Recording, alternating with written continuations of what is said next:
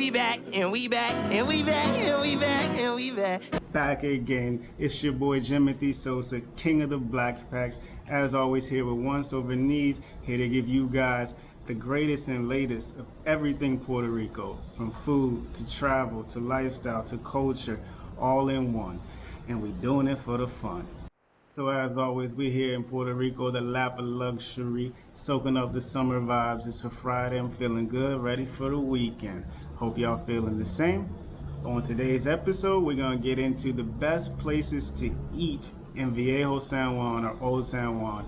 You know, this is the classic colonial part of town, the old Spanish style. It's got pretty colors. The houses are pink, blue, yellow. The cruise ships dock there. There's a beach, La Perla's there. There's castles you can go explore. But after doing all this exploring, you're gonna work up a hunger. So holla at your boy, I got what you need. If you're interested in travel, culture, food, beach content on Puerto Rico, weekly videos coming out. Make sure to subscribe down below. Follow us on the socials up here. And engage in the community. You're a gym padre now. That's a gym, me, compadres, y'all, gym padres. Also, make sure to tell us what you think of this video. If you like it, you dislike it, whatever. If you come and you check out some of these restaurants, tell them, were these good recommendations? Was Jimothy lying, or was it true? Is it true? I do. Ooh. Shout out Kel. And then finally, let us know what type of videos you may be interested in seeing on Puerto Rico so that we can add it to the potential list. I know you only see me here and you're saying, like, why is he saying we? But I'm a Gemini and we're crazy, so there's two of me.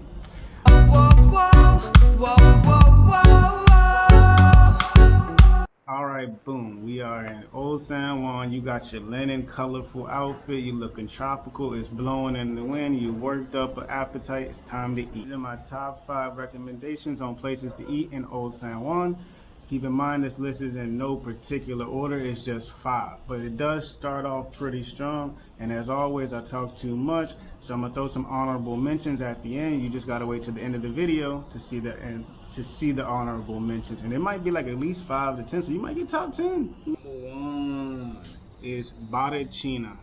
Barrachina has a great vibe and ambiance. When you walk in, to the left it's a jewelry store, to the right it's a souvenir shop, and you can put your name on the reservation list because you cannot call in for reservations. So if you have to wait, spend your time there or walk the street in the plaza next door. When you walk in, they have indoor seating as well as covered seating that's kind of outdoors.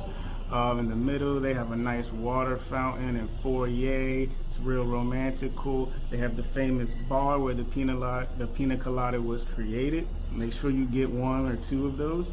The sun comes in, so you get a nice tropical vibe. You get a nice breeze passing through. Make you smile, make you feel nice.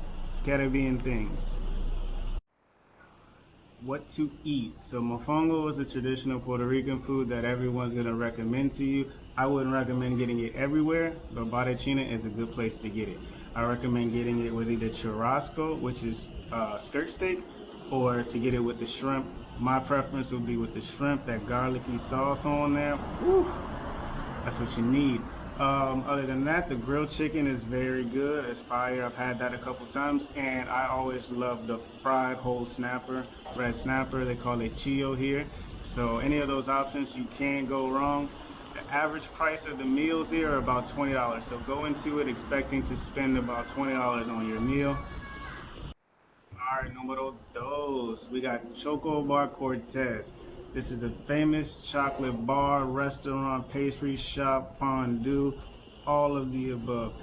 And if you know anything about me, you know I'm a chocolate guy. Double, but I love chocolate. I don't eat a dessert unless it's chocolate, maybe strawberries. I don't do vanilla. Chocolate through and through. I'm thorough. So I'm in hog heaven at this place. So once again, this place has a dope ambiance, a lot of bright colors, nice artwork on the walls. It's also a bar, so the interesting part there is the bar has chocolate infused drinks. They also have like pastries if you want to get croissants, things like that. They have sandwiches, brunches. They even have takeaway chocolates and stuff like that. So if you want to get some for a little shorty or your wife, or if you want to take away some chocolate so you don't have to wait in that long line next time and all week you're taken care of, Boom, pro tip. Because there is a line, you'll normally have to wait. It's a popular place, but very good. I would go with the pancakes, they're fire, and also the French toast. I love those two breakfast staples. You cannot really go wrong with those. One thing to keep in mind is they also sell beer, wine, all of that, so you can sit down and have a little swanky night. Ooh. The average price is gonna be about $15. It's really gonna be about 12 to 15 for the brunches and the sandwiches. If you try to get a main course, you can get around that 15, but they also have some higher price ones around $20. So it's a mix, but that'll be your price range. Check it out. Next we have Sophia's Italian Steakhouse. This is also nestled into the perfect little corridor in Old San Juan, conjoined with a plaza, and then a beautiful little pathway on cobblestone road streets, overlooking the bay with the cruise ships, catching a nice breeze. They have indoor and outdoor seating. The indoor is a little swanky. The outside is once again on the cobblestone street with some nice little tables. I recommend the outdoor seating because the outdoor seating gives you that breeze and you can people watch, and I love to watch the people. As far as the food, my favorite thing, the best thing, and I've never had anything like this anywhere else, is the Korean cauliflower. They deep fry it and then put it in like an Asian zesty sauce. Literally tastes like orange chicken, maybe better, or General Tso's chicken. My dad came to visit this week. I took him to it. He said the same thing.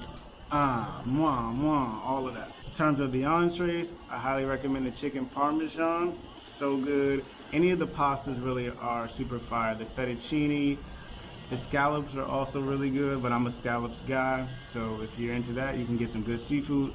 They have great service, great ambiance, great vibes. And the price here is a little bit higher. You're gonna be paying around 20 to 25 for your entrees. And that Korean cauliflower, I believe, is $11 or $12. But it's worth it. Get it. Do it. Just do it. Shalabat. Numero 4. That was French. Ça passe. Zopound. We have La Verguenza. This is one of the first places you're gonna see when you really get up to Old San Juan and you're overlooking the coast.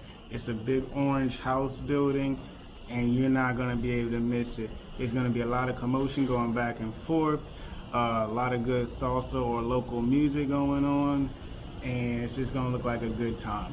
I highly recommend eating at this restaurant, especially if you want something more local, more traditional, and a little bit better for the price. In terms of the food, I would recommend something more local and traditional, like carne fritas with tostones. Make sure you get the mayo ketchup, which is mayonnaise and ketchup mix. Chicharrones de pollo, which are like chicken chunks. Anything that's kind of like a bar food, something light and easy. This place is more for the vibe than the most delicate cuisine, but it's definitely a good place to sit, catch a drink, catch that alleyway breeze, look at the ocean, overlook La Perla, which is once again classic Despacito video destination. If you haven't seen Despacito, go watch Despacito.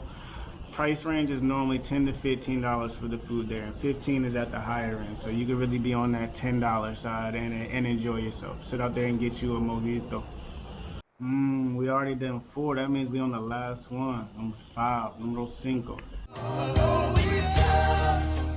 This is gonna be my cheaper option for people who don't want to spend a bunch of money, or they might just need a snack. They don't need too much food. You just try and get a little something, a little nibble. I got this option for you. So by the castles, there's a bunch of street foods. There'll be some local street food vendors, and I recommend that you check some of these out. It gives you a taste of carnival food or local finger foods that people eat. Number 1, you'll have bacalaoito, which is bacalao cod. They mash the cod real thin, and then they wrap it in dough and they fry it, and then you just sit there and numb on that. It's pretty good. We have snow cones, shaved ice, piraguaya. I don't think I'm saying that right in Spanish, but snow cones right there. So on that hot day that you've been walking around, cool on off real quick. As always, you gotta have cotton candy because you gotta love cotton candy, and we use sugar cane. That's that pure. And yeah, this is a great place if you just want to take a little break and overlook the large fields or look at the castles, hang out in the plaza, do a little picnic with your girl, sit out there. You know, you could do some kites. They even rent kites out there, so you can do that whole little kite runner thing. But yeah, take a break, enjoy a picnic, spend less money. You'll be able to get all of those items for under $5. I want to say the bacalaito might be the highest at $4 or $5, cotton candy $2 or $3. Also, they sell water and drinks out there. So, yeah, guys. Well, there you have it, buddies. That's 1, 2, 3, 4, 5 recommendations for the best food with a little bit of variety in Old San Juan. And as you know, now it's time for the rapid fire honorable mention. I'm just gonna kind of plow through these real quick. I'm not gonna give you too much details, but you'll check it out. For my healthy people or my vegetarians and vegans, we have stuffed avocado. And essentially what they do is avocado bowls. You can have your own particular grain that you want. They have meat options and they have non-meat options to fill up that avocado bowl. It's really good for a lunch option, but you could also eat it for dinner. I go there a lot for lunch. Dang, that was a long honorable mention. Next we have El Covenanto, which I mentioned in the hotel episode of Old San Juan. Really good food. It's similar to a Barrachina. We have Triana's Tapas and Flamenco, which is like an Argentine restaurant and bar, but they also do like flamenco shows and dance shows in front, so it's a little 2 for 1, bang for your buck, or good for like a work event. I don't know. That's where we went. We did it for a work event.